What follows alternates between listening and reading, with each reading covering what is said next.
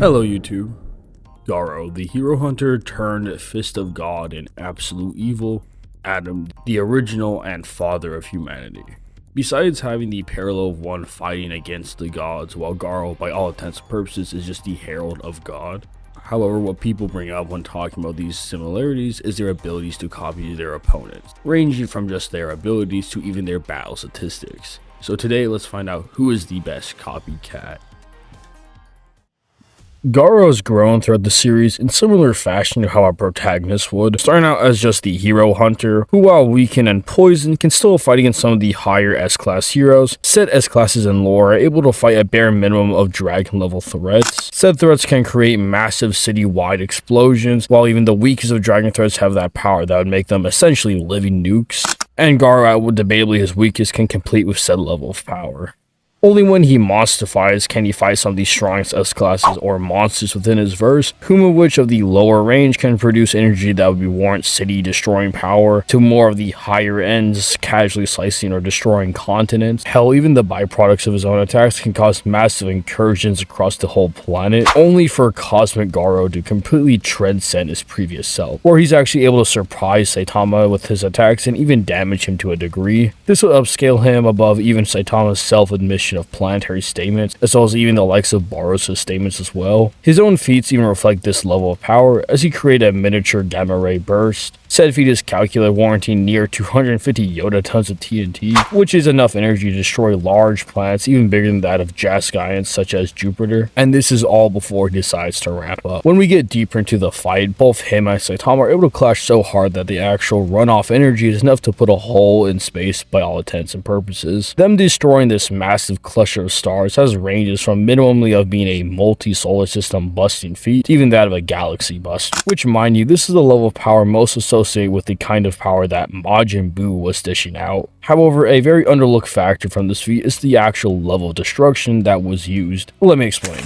When looking at this panel, what isn't there? Yes, of course, the actual stars, but more importantly, the actual light eliminating from them. Which, if you didn't know, it'd be impossible for us to notice the stars are gone due to how time dilation works. Just for us to notice the difference, if the sun randomly disappeared, it would take us 8 minutes, versus thousands if not millions of light years away. It would essentially mean that these attacks were potent enough to even destroy the light along with the stars. And if you didn't know, photons are subatomic particles in nature, meaning Garou's and Saitama's attack was so strong that it actually destroyed the cluster of stars on a subatomic level. For reference, every cubic centimeter that is subatomically destroyed has the energy release or equivalent to of 5 times 10 to the 13th joules of energy. Now imagine how many hundreds of thousands if not millions of stars were destroyed on such a scale. This easily gets into those multi-galactic if not beyond. This level of power gets pretty consistent when you factor in the Twitter statements from the official mangaka that Garou has the power to shake the very universe, which gets into those very similar ranges. With Cosmic Garou's combative speed being extremely impressive, as even regular S-Class heroes can react and dodge multiple lasers, which are confirmed to be light-based within said cases. Even Awakened Cockroach akins lasers to be able to move at the speed of light, all making it very consistent that lasers are in fact light speed, and in turn scales even the lower S-Classes heroes and dragon threats within said ranges. With this being further solidified, some of the higher S-Class heroes are stated to be able to be faster than light, according to the actual editor's note, and even Monster Garou has its own feats that reflect this level of speed. And as we know, Cosmic Garou completely goes beyond this threshold, as he can fight a serious Saitama before his exponential growth. Said Saitama can hop around all over the parts of Ao's fragments in an extremely short time frame, to the point where this feat gets minimally millions of times the speed of light, to easily over billions to potentially even trillions of times, and so on beyond times the speed of light.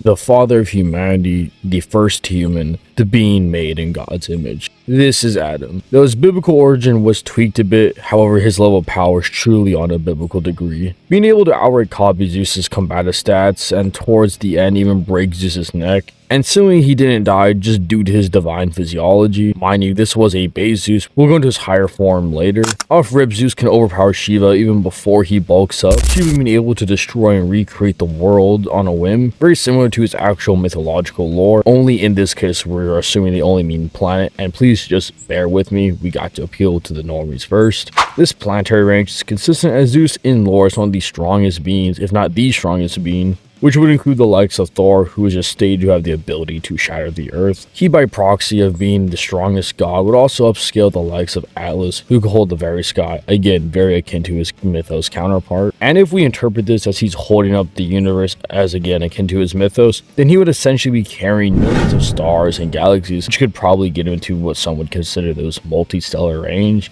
Now, however, we're talking about the more realistic end where these guys scale, as the anime gives further clarification or more depth explanations of these feats. For an example, with the manga stating that Zeus can create something from nothing and destroy it, the anime clarifies that he actually created everything from nothing and destroyed it on a whim. This can be consistent as he's implied to have maybe even tanked the very Big Bang, as well as to be able to destroy the very heavens, with the actual cosmology showing that heaven is equal in size to the mortal universe, at least for what's visibly shown. Not to mention, heaven is stated to transcend space, which if we were to interpret this as being reference to higher spatial coordinates or axes, this could be a higher dimensional feat. However, due to the context of the verse, I don't think this is the most probable or the right interpretation. As for example, the fist that transcends time, it isn't a higher dimensional of temporal nature. It seemingly just goes beyond time in the sense that it stops or is separated from it. Not to mention, time is seemingly stated to be transcended, however, it's still a factor as shown in the whole fight with Zeus. However, the universal range is consistent with the aforementioned scaling, and for anyone who's gonna come at me and say feats over statements, you have to remember, due to the context of the mangaka, they can't just be destroying planets or universes. They're in a 1v1 tournament scenario, so they do rely on statements for which are the most part from reliable sources. Not to mention, their whole statements are very akin to the actual power that's being displayed within their actual mythos counterpart, so if anything, that's just the author trying to keep it consistent. With speed being the easiest thing to cover, as Zeus can casually throw out jabs that are near light speed, this being consistent as he is stated to be the only one capable of reacting to Apollo's arrows, which are stated to move at the speed of light. However, this level of speed can be completely surpassed when using the fist that transcends time, as if we just go based on the time frame and we're assuming there's an end to what's shown on the zeros, some people have gotten said feat of being upwards of massively faster than light. However, with the actual lore implications to said feat, when using said fist, not only do you gain dominion over all of time, but seemingly stop it as well. Now, due to the specifics of Adam's ability, he was able to react and dodge said feat.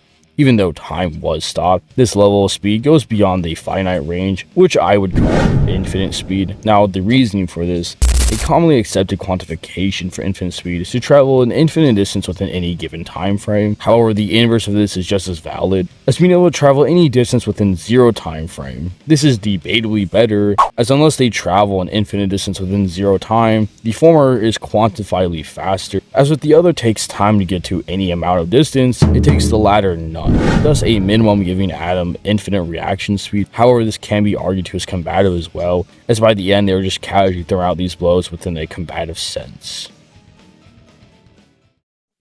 Okay, after going over both characters and their relative battle statistics, they are mostly even in many categories. While Adam should just be universal quite apparently, that's not far from Garou's extremely deep into multi-galaxy range of power.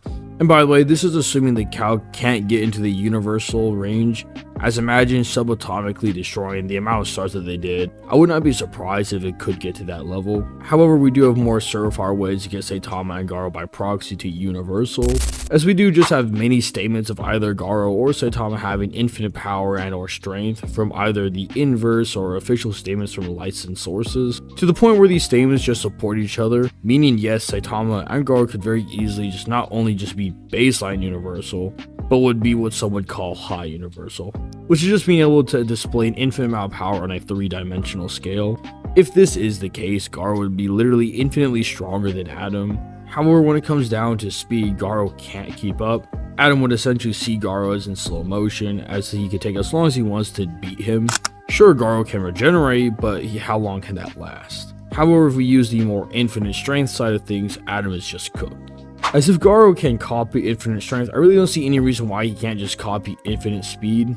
But even if you think this is disingenuous, we know Adam has a limit to his eyes until he starts taking a toll on him. And that's with people who are relative to him. Now imagine someone who's infinitely stronger than him. He would just die.